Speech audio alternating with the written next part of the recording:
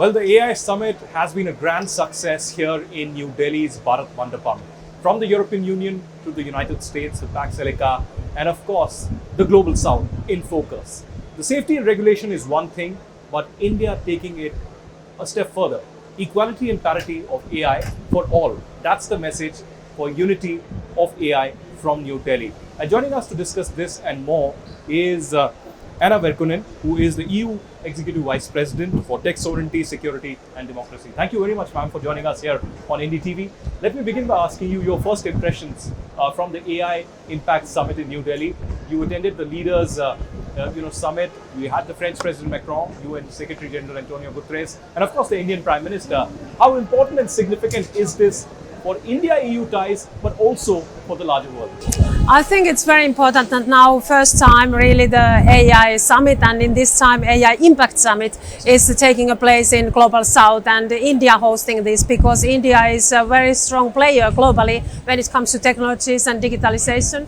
And I think the strong message also from Prime Minister of India's side that we have to make sure that everybody is really having access to these technologies and it's really benefiting the citizens. I think it's a very important message.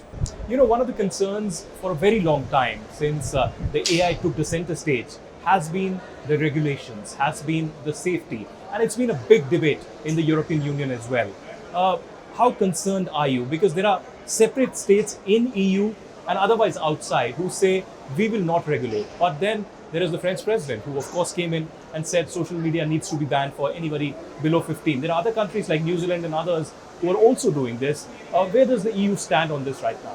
In the European Union, we have already our AI Act, and now it's coming into the force step by step, and it's very like a risk-based approach we are taking. So most of the cases we see that the risk is low or there is no risk applying AI. But then when AI is making important decisions which are having a very big impact to people's everyday life, those systems, they have to meet certain standards. They have to be tested before they are coming to the markets, because we see that it's also very important for the innovations that the people can trust to those technologies. So I think that kind of risk-based approach is very important.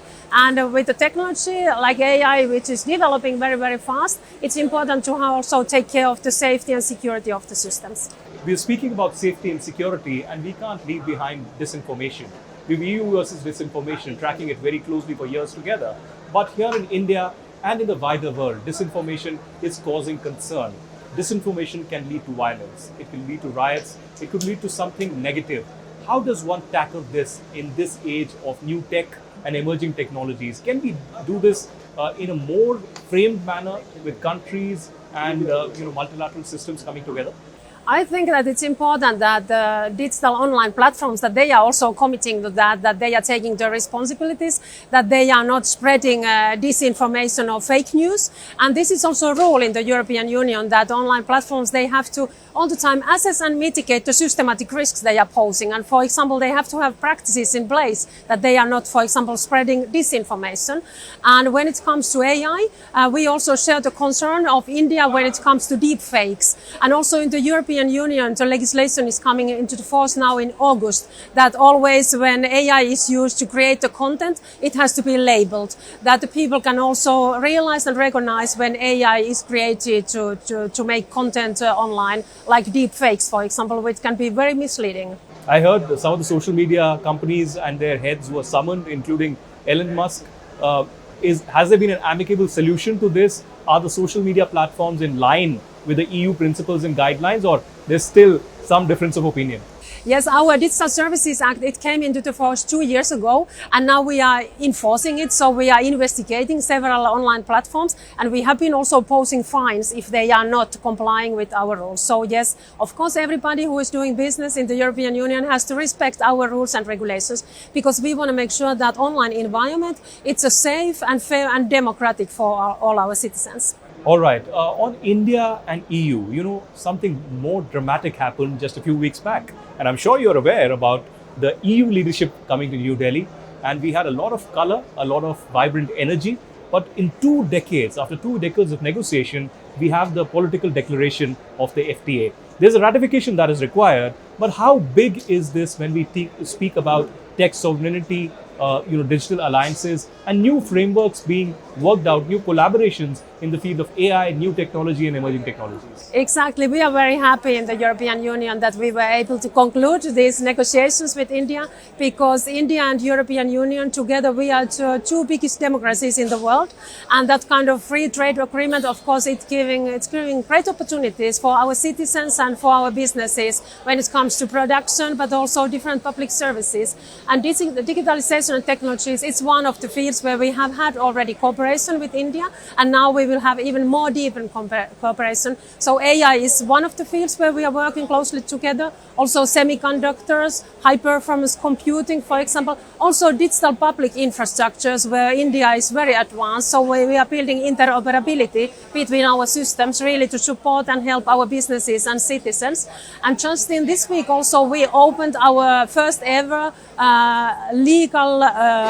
legal hub for mobility. So it means that those Indians who are willing to come to study or do research or seek job from the European markets, they have now really one-stop hub here in Delhi to really get support. And especially we are focusing to ICT experts, because we are lacking skilled workforce in Europe, and we know that India is having great talent pool in ICT. You had the legal gateway announcement just recently with the Indian External Affairs Minister, Dr. S. Jaishankar. How significant and important is that? Because you said about the ICTs. Yes, this is very important milestone for us, because skills and talent, it's one of the fields where we are cooperating now with India, and especially focusing to ICT field, because we see that this is very fast developing field, and we have to really build up the capacity of our citizens. And this is benefiting both of us, that we can really create that kind of legal pathways also for skilled workers to Europe, and also for the European companies to make it easier also to recruit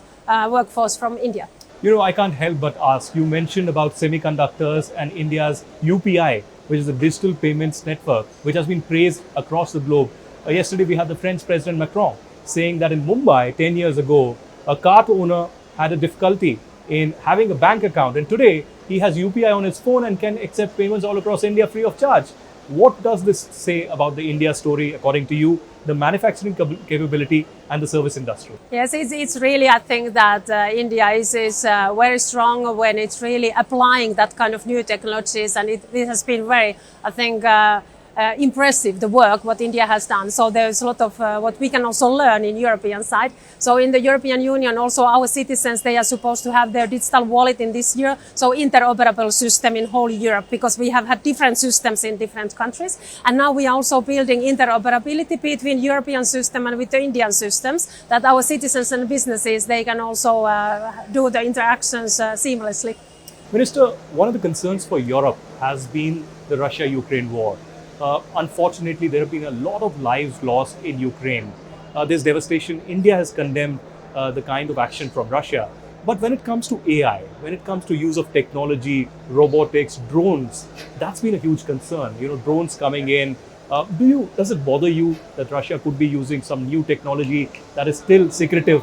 And that is a concern, and that should be a concern not just for EU, but for the global community? Because we see now that the technologies, they are playing a very important role in our defense and security. And Europe is standing together with Ukraine, so we are supporting Ukraine to defend themselves. But in the same time also we are building up our own capacity really when it comes to military and defense. And we see that technologies are playing key role, like AI and space technologies, cybersecurity technologies, of course, drones nowadays. So it's something that also Europe is investing heavily, and we are standing with Ukraine here. And finally, Minister, you've seen in the last few days this particular summit, and we are at the fag end of it. What memories are you taking away from India? Of course, you've been here before, but this time around, what's been special apart from the delegation level talks and the focus towards AI?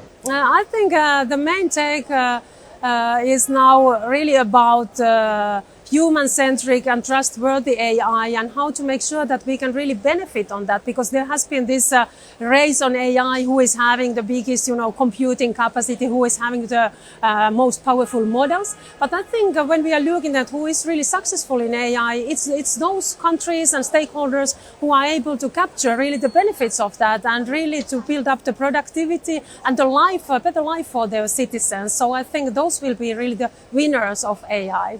Well, Vice President Henna Virkkunen, it's been a pleasure. Thank you very much for joining NDTV. Thank you.